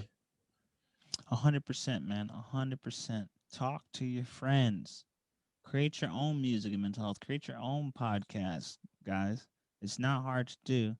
You just need a microphone and some equipment. You don't even really need that, really. You just need some people that know what they're doing and how to run some apps and some applications, and you can do it. And it will make you better. It will change your perspective on the world, and it will strengthen your relationship with your family, with your peers, whoever you bring on. I agree with Jacob 100%. It's long form conversation that picks up right where it left off. It's very easy for us to reference something that has happened on a previous episode, but at the same time, it's always a continuation. It's never, a stale repetition. It's not repetitive. The process, it's fresh, And and it's not it's like, oh, healing. sorry, I don't mean to interrupt, but it's not like we force it either. Like that's Mhm. what's so great about it. We literally, like, I hope everyone knows, like, we don't come in here like, okay, today we're gonna talk about this and that. We literally come in here and we freestyle the whole thing. We just go and we go with it, and wherever it takes us, it takes us. And for instance, today was such a great fucking episode with Jose that we're literally on our third Zoom session right now. Like, we did this seamlessly. There was no awkward pauses or silences or anything. Like, we were just rolling, and that's how you know, like, this shit is real. It's genuine. It's a vibe. It's a vibe. I feel like we could do this forever. And we should do it again. I definitely would take you up on that invite. It's been very fun, very therapeutic, very. I feel like you can learn a lot from having these conversations, especially on topics like this with other people from all over the world. Because like we've mentioned before, you never know what people are going through, and you never know what benefits you can take from just listening to someone speak on their issues and their resolutions. So I appreciate this opportunity tremendously, and I look forward to doing it again. And their experience. Because to me, Yeah. that's what it always was for Joe Rogan. For me, whipping around in LA when I got the podcast bug, I was like, damn, like there's so many different people, so many different walks of lives, and their experience.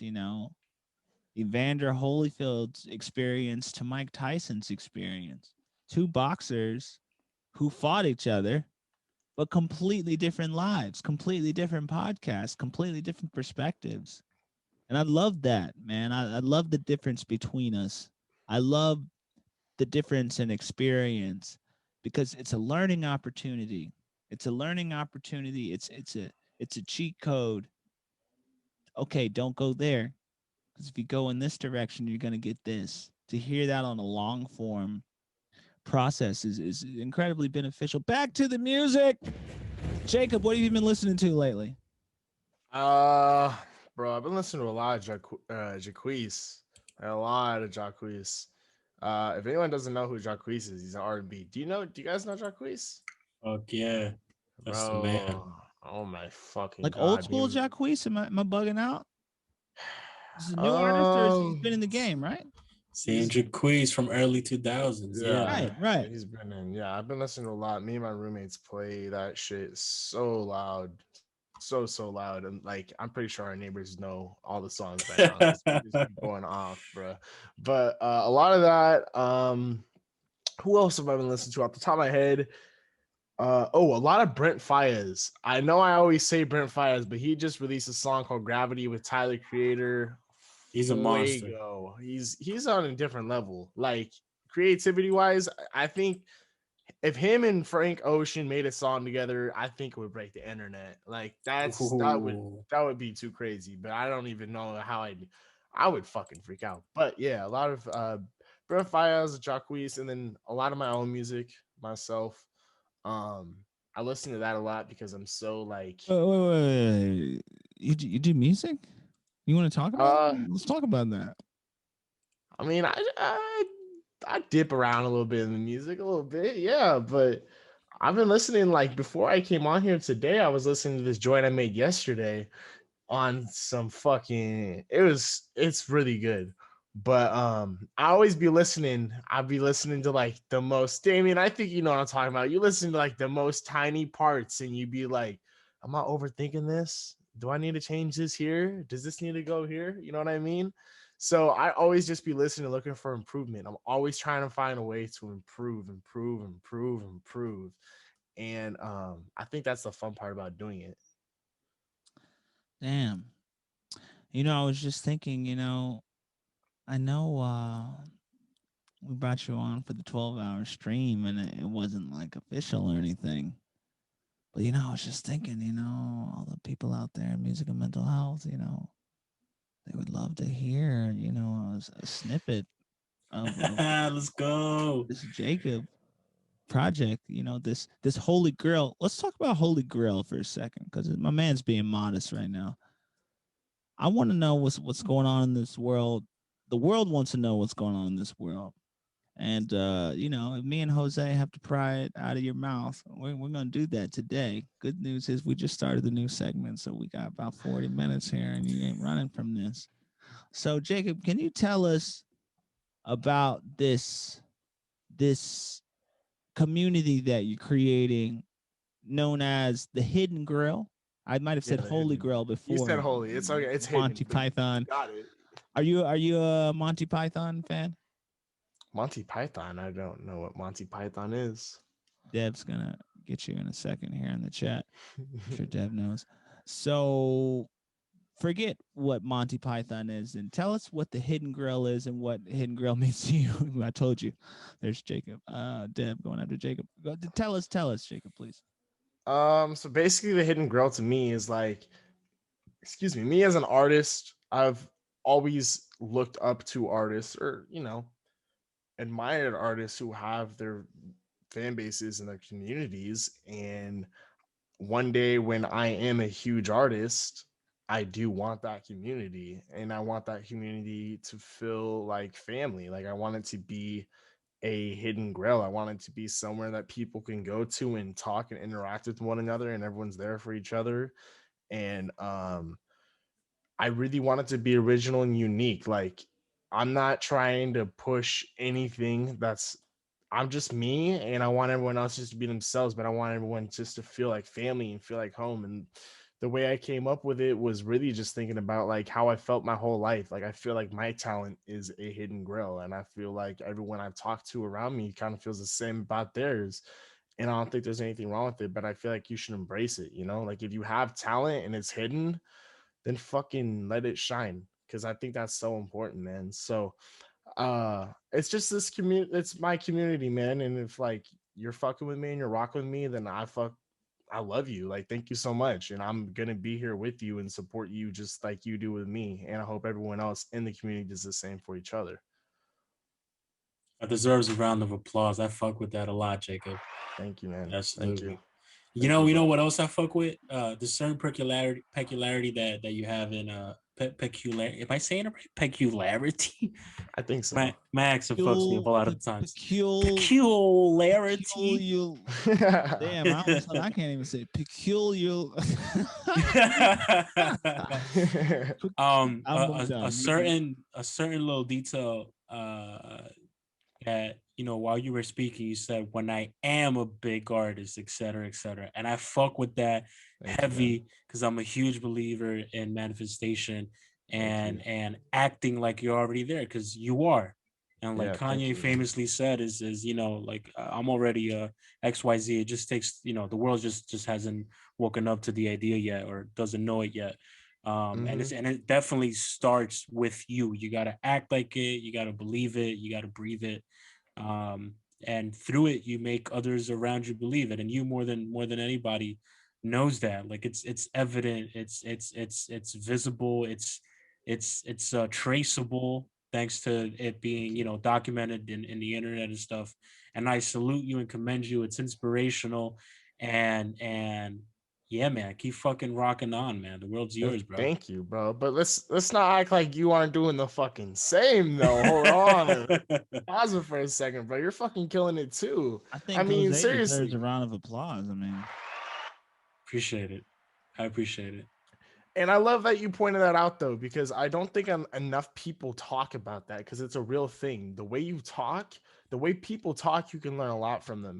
it's And a real thing. Waffle. I trained myself about a year, 2 years ago to stop saying like, if I do this, like if I become famous, if I pass this class, like you can't talk like that because from that second, subconsciously, you're already losing. Like you're already putting yourself behind. You have to fully believe it. And if you don't, then just there's no point in doing it. So I love that you pointed that out because I believe in that so much. When I do this, like get the word if out of your vocabulary and change it to when. You know what I mean? Like you just Fuck yeah. need to have that mindset. A Fuck couple yeah, things absolutely. here. First off, Jose, I thought you were gonna say for a split second, yeah, it's kind of like Kanye said, when Kanye said, "Oh well, I'm XZ, but the world doesn't know why." That's what I heard in my head, but he really said, "Oh, I'm XYZ, but the world just doesn't know it yet." And Yeah, caught I a bar forget out the of there. exact words, I mean, no, but I'm what I'm saying is I don't know what he said, but I wish he would have said I'm XZ, but the world doesn't know why. But whatever. All right. And then furthermore, there was bars, just a little bar in my head that just bars. uh Jacob said, what was that tangent you just went off on? I just lost my place. Switching that vocabulary from if to when. Yes, precisely. I wanted to ask you both, gentlemen. I know we kind of tapped in this at the top of the pod here, but did 2020 to 2021 affect your language, your personal language on your ifs and your whys? That's a great fucking question, and I think it's a renowned absolutely. Um, Similar to the conversation we were having earlier, uh, it affected everything, and part of the game plan with getting back on our feet definitely involved changing our vocabulary.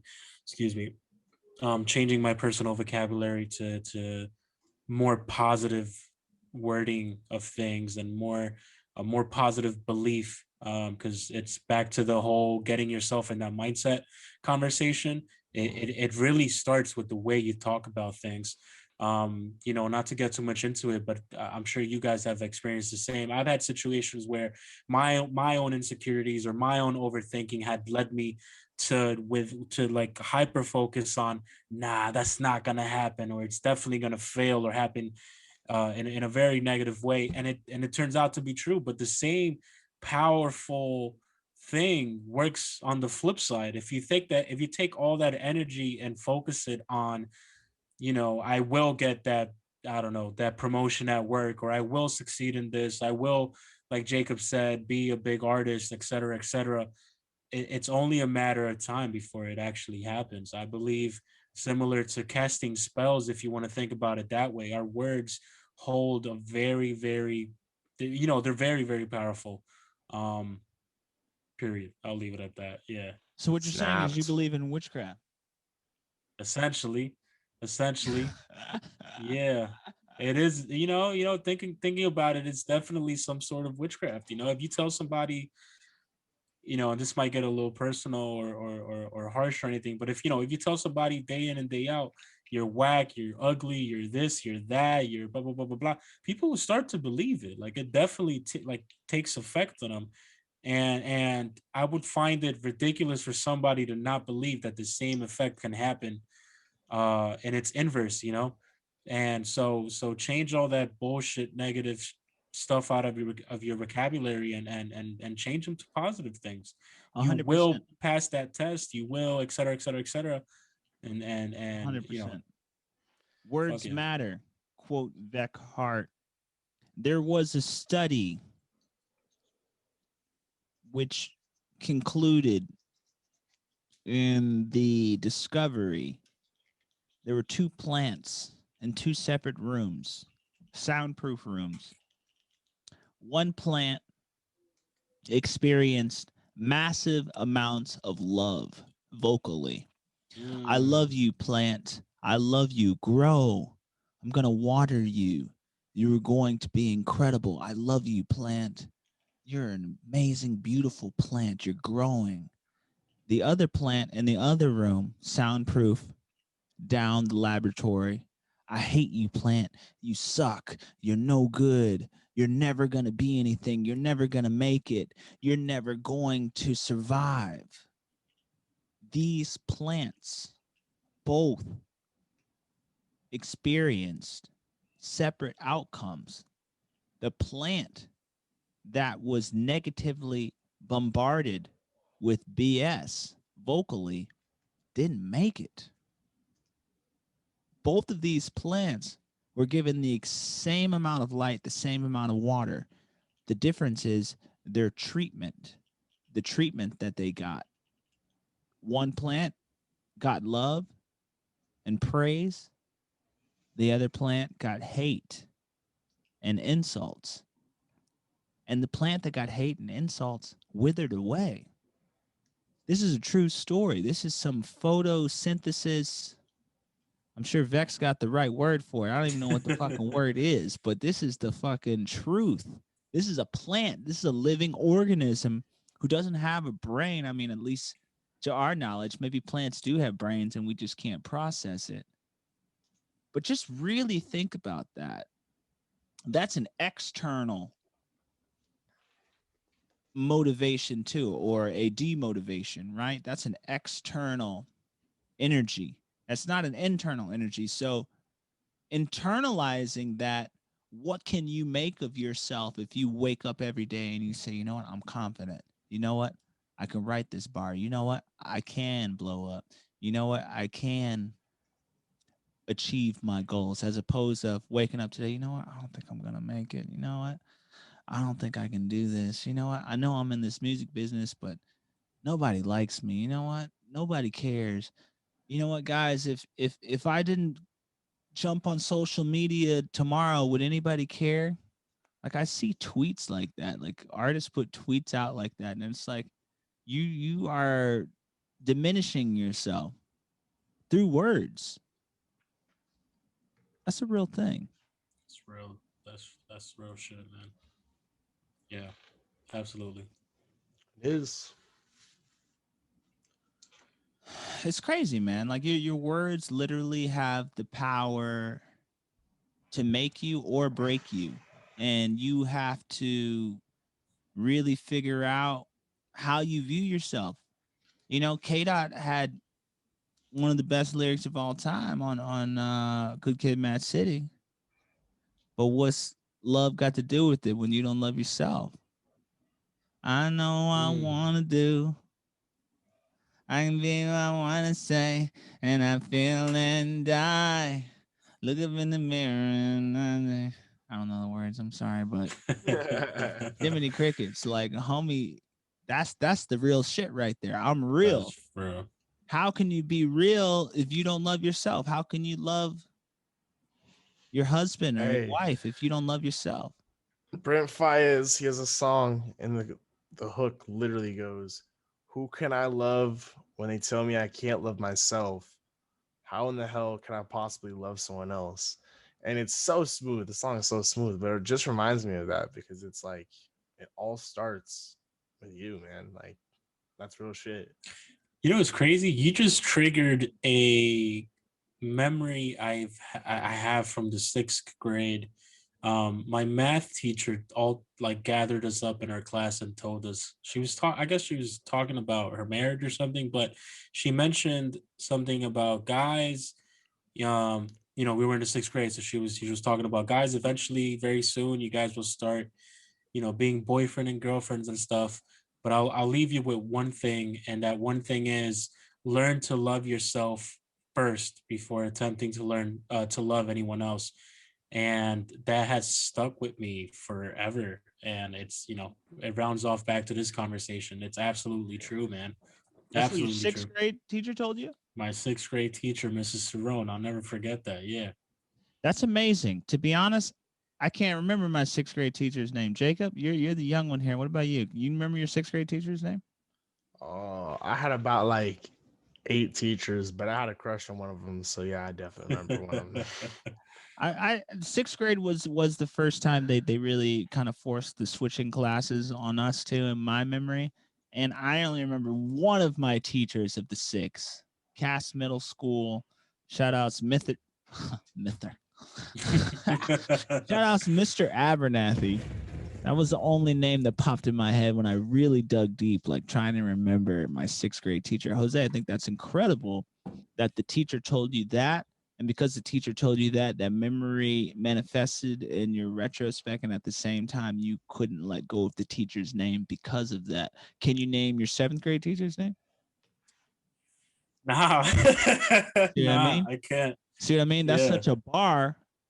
It's like, damn, I'm never gonna forget what Tupac said. You know, I get around. Like, you know what I'm saying? Not that that's the Tupac bar, but what I'm saying is, you know, certain bars stick with you. You ever notice like you haven't heard a song in like 10 years, or you Yeah. literally haven't heard the song in 10 years, and then you You hear still it. know It's every like, lyric. right. It's like, damn, Yeah. like you still remember all this shit because like it's in you. And that mentality, Jose, is in you. And you know, salutes to that teacher. I think that's absolutely incredible. A sixth grade teacher telling a sixth grade class, look, guys, you can't love anybody else if you don't love yourself. Shit. Powerful. She bars. She was going through something and she put her heart on her sleeve and gave it to a bunch of fucking kids who probably didn't even give a fuck at the moment. But look what that developed into. Yeah, An man. extremely talented young man named Jose Fernandez, who's working with Sony, who's working with Visionary, who's working with Bobby Boy, he's working with Universal, he's working with everybody under the sun at this point. And this is the type of shit that sticks with you, man. I think that's incredible. That's a testament of a good teacher, man. Absolutely. On that topic, if I can go on a small tangent. How are we doing Please. on time, by the way? Are we good? You're good until it says 10 minutes. Small tangent off of that same idea. Um, it pains me to think about that sometimes these teachers burst burst these kids bubbles like way too soon, man. I've had endless amount of people that reach out to me and tell me, how impactful my art has been on them, et cetera, et cetera. And a thing that really sticks out is when the person tells me that there's this one particular person that told me that um in the third grade they loved doodling and drawing and stuff. And of course, naturally, as a kid, you would tend to draw everywhere. And I believe their English teacher, somebody, looked them in the face and said something because they had doodled on the paper, and that something went something along the lines of, don't you dare do this. It'll never amount to anything.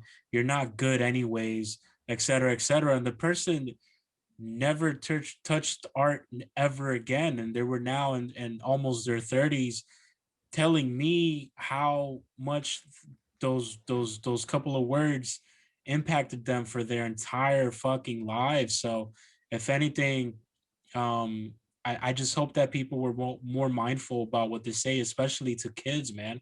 They're sponges, they just absorb everything, and they look up to these quote unquote adults for guidance, as we all did at some point.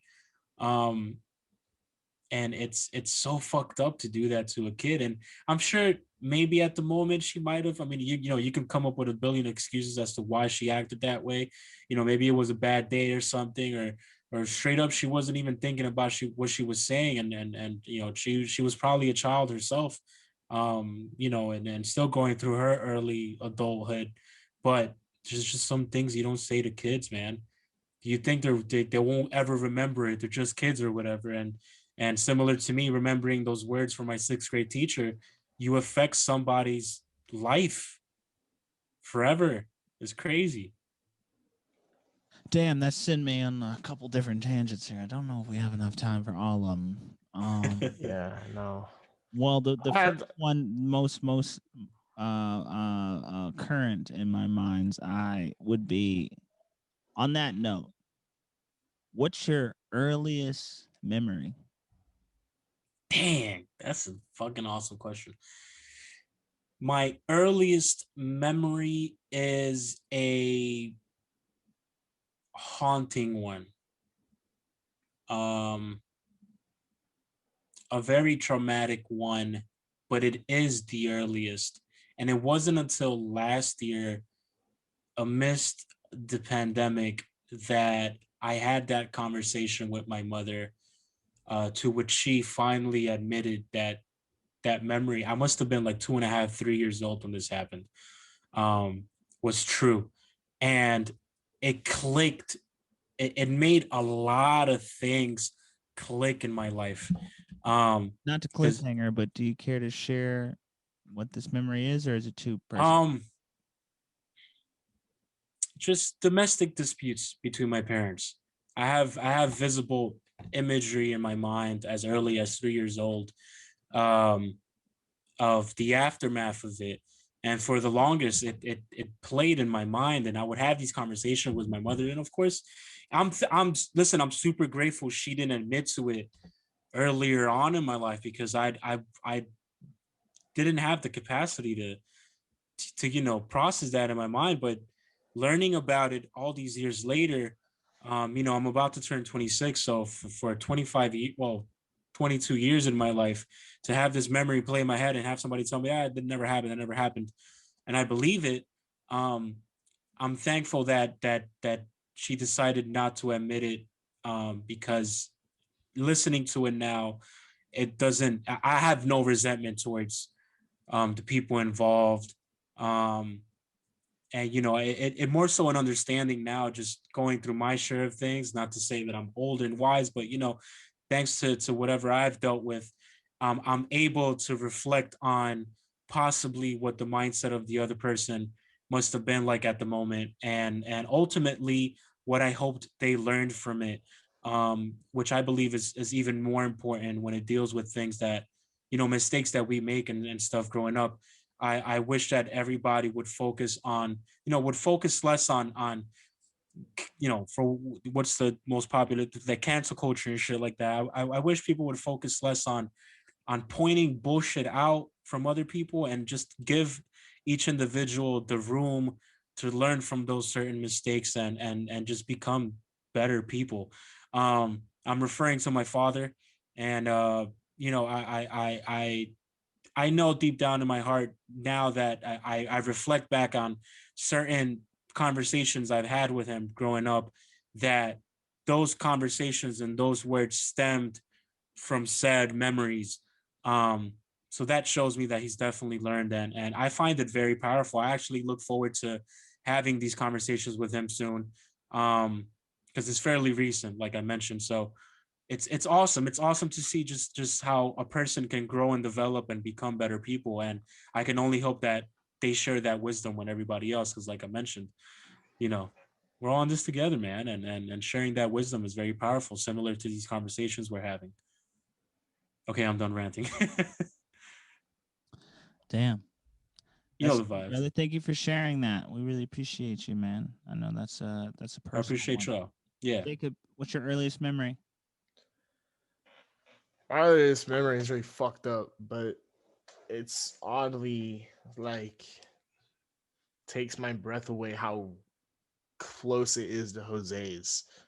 Like every detail, mine wasn't necessarily domestic, but it was amongst the lines. Is something really close to me, and I'm like not gonna say what it is, but like everything that Jose had just explained is literally what I'm going through right now. So it's just like really fucking like I'm kind of speechless how much that adds up.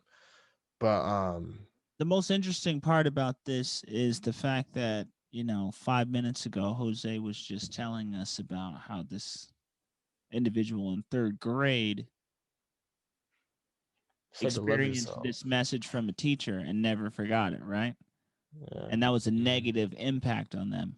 And now you both are telling me, a negative situation that happened early on, which has led to your earliest memory.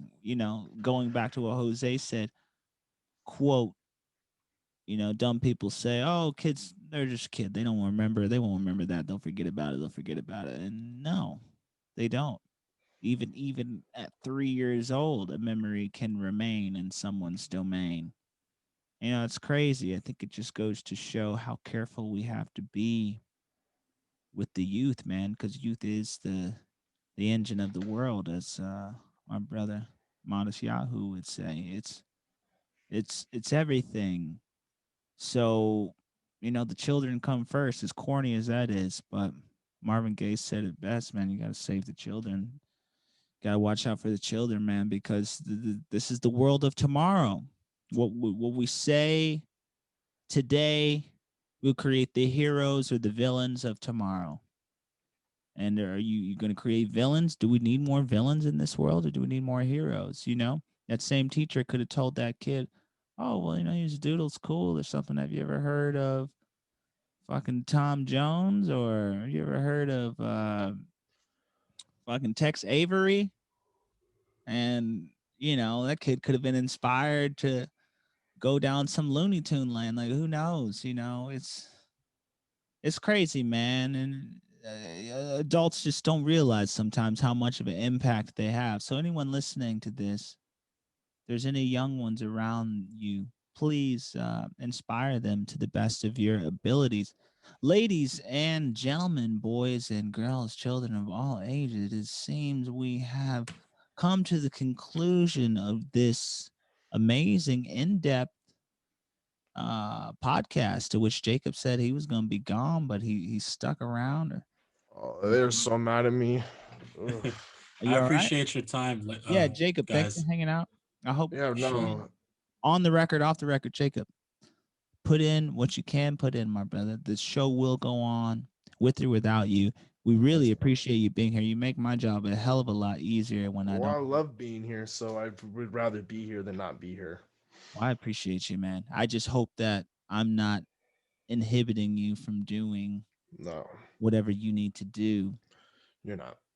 Great. We have 5 minutes left on the chain. I think I touched on my mental health briefly as far as like my flow goes. I'm fucking happy right now. I'm feeling good. I was telling the love of my life recently. I haven't been, well, no, I was talking to somebody else and she overheard. I said I haven't been this happy in a long time. She was like, "Oh my god, you haven't been this happy since." I was like, "Wait a second." I'm just said say like I'm depressed. Sheesh. That's been a long time. It was like 2 months is a long time, in quarantine. So, anyways, if anybody cares about my mental health, probably not. I'm all right. I'm all right. I'm all right. I hope everyone out there is all right. I hope everyone out there can take something from this conversation. I hope everyone out there takes the main bullet point that I was trying to make tonight, and that is talk to each other. Talk to each other, talk to your friends, talk to your family, just talk, just have conversations, just dive in. Like my brother Jose says, pick each other's brains, tap into each other. Like my brother Jacob says, ask how somebody's doing and ask the dramatic questions that you don't want to ask. Like, hey, Jose, can you tell us about that? It took a lot for me to ask Jose. Well, it didn't really take too much for me to ask him that, but it took a lot for Jose to answer that. Some people don't want to respond to these types of things, but you never know. Maybe in a private environment, when you're talking to your homie who's actually going through something, if there's no camera on them, they will open up, and it can mean a world of difference to them. You have no idea. Jose, do you have any final words for the community of music and mental health as I scratch my back? Take it away, my I brother. want to take the opportunity to just thank y'all from the bottom of my heart for allowing me to take away so much time from your busy days. Like I honestly really appreciate it, And I'm honored to have this opportunity because it's very beneficial on my end to just put thoughts into words. We get so caught up in everything that we have to do on a day-to-day basis. So to take a breather and process everything is very, very, very beneficial, and I appreciate it tremendously. You guys are doing a wonderful, wonderful job. I love this podcast, and I think it's a great fucking idea. And I wish both of y'all nothing but the absolute fucking best. You guys are wonderful people and definitely inspirational. Just even in how to carry myself. So I love the both of you. I love both of you a lot, and I appreciate your time and all your thoughts and energy. And I look forward to it again, man. That's you, Jacob. And Yeah. hey, just to coach off that, Jose, I love you too, man. Thank you for everything, for being here. Go ahead, Jacob. Oh yeah. No, man, and I want to say that too. Like, nothing but love for Jose. Jose, we hope to fucking have you back. I'm gonna speak for Damian right now because I already know he's gonna say it. We're gonna have you back. Like, it's just happening. It's happening. We're Oh having yeah. for part 2. But to everyone who tuned in, thank you guys so much for fucking tuning in. And if you're still here, what is this? A 3-hour podcast? This shit is long. Damn. But that's how you know. That's how you know it was good. You know what I mean? So seriously, I think the biggest takeaway from me today was check in on friends and family, man. Love yourself and don't be afraid to speak out. That's a very important topic. And I'm just thankful to be here with you guys. I'm the co-host, but I'm always thankful to be on these and thankful to be in the presence of Jose and Damian, 2 fucking legends, and absolutely blessed. Amazing, man. Amazing. It's amazing. I think it's pretty fucking amazing to really look back on what's going here, to take a couple steps back and to really see this, man, to really see the way this podcast has grown, see the way Jacob has grown, see the way Jose has grown. I love watching my friends succeed. And I told Jose this yesterday. If you want that conversation from yesterday, in which Jose really opens up and tells us about his recent success, that's a plural success. My man Jose is on fucking fire right now. Waffle, I don't know if you're here, but Waffle, go ahead and ring the alarm. Ring the alarm. Jose Fernandez is on fire. Ring the alarm. Jose Fernandez is on fire. I don't know how else to say it. He's on fire. We need to get this man the recognition right away. We need everybody to come down here and do something about it right now. We need to get some power in here right now. The energy is absolutely insane. I don't know what to say, ladies and gentlemen. I don't know what to say. We have less than 1 minute. It's gonna cut me off. I'm gonna close this out. Thank you so much. Thank you so much, Jose Fernandez. Salute to both of y'all. Oh, man. dude. Man, we love you, man. We love you. Shout out to go. my brother Jacob taking time out of his busy Big love. day. He's on his way to the Grammys. He's fucking busy as fuck. Shout outs to Fuck yeah. Shout outs to Let's James. go. Shout outs to Dev in the chat. Shout outs to Connor in the chat. Shout outs to Blondie, my mom. Shout outs to Blondie. We love you, brother. We love you, Blondie. You know what it is. Waffle Stomper in the chat. Of course, Jose's in the chat. You already know that. Man, good one, man. We love you all, man. We love you all. Big love. Have a great fucking night, guys. Love y'all. One love. Love you, bro. Love you guys all. It's still going. Oh, shit. Damn. That's so cliffhanger. Bars. Yeah, let's go. Love y'all. Have a wonderful night. Let me just blow your ears out real quick. You already know, freestyle.